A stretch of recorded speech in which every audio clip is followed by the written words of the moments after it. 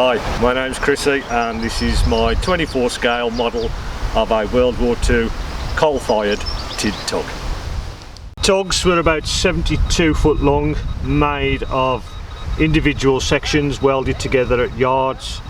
You can roughly see the welded joints there. Each of those was an individual section, prefabricated in steel work yards, then shipped welded together.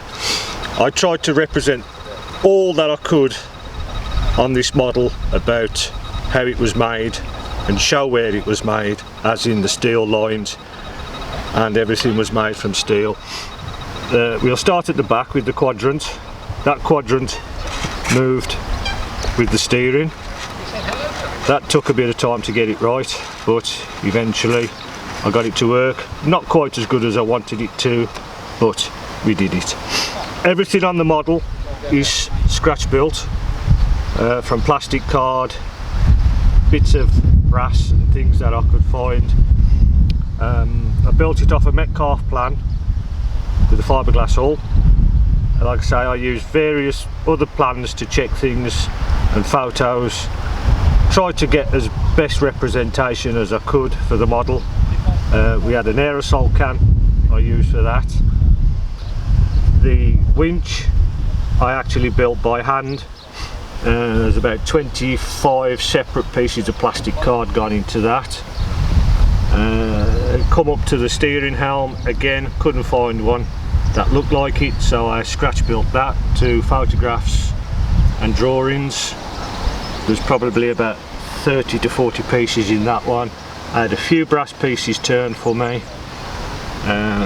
Come up to the winch, couldn't find one that was anything like, so again scratch built one, which is as best as you're going to get.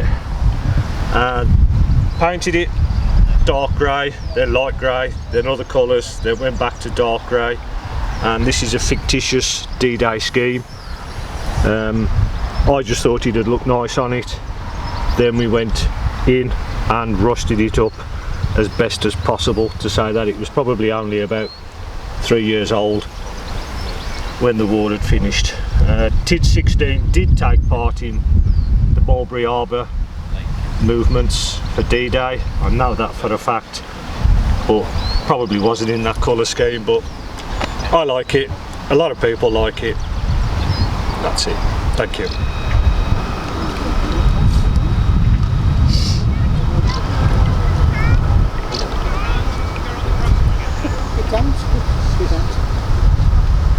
So what is it towing?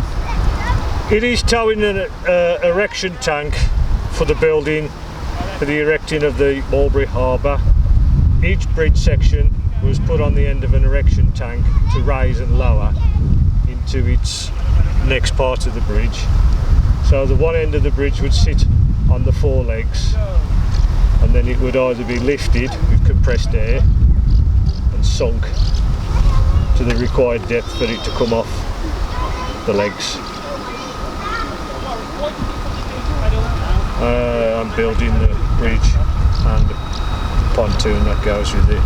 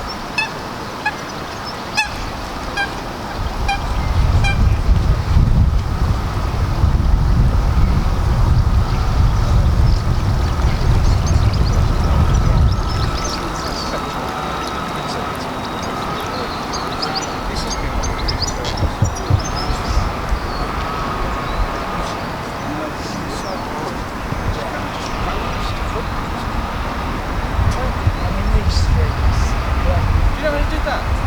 Literally, that's